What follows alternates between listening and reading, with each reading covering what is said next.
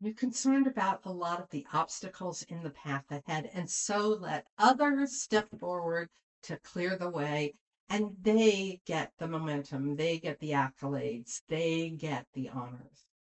What's happening here is that you have a fear of leading, and this card in the Oracle of the Lake deck is going to help you realign that for your highest good and move forward. It's the trailblazing card, stacking the strength, stacking the strength.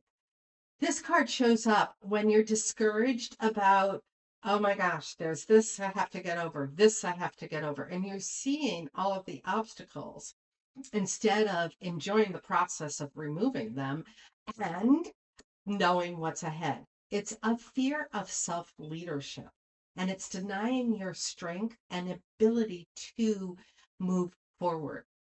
This card reveals that you are the leader of your life and you can trailblaze through it. Only you can do that.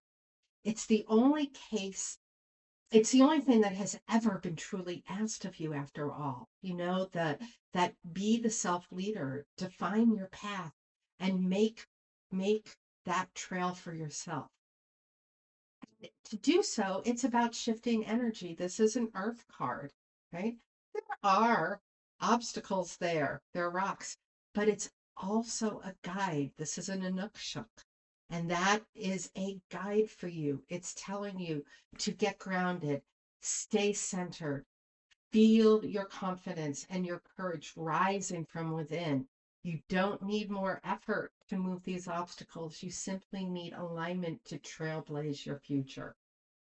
So, blaze your trail over to the description below and explore the link about how this card and all of the Oracle of the Lake deck cards allow you to be the leader of your own life.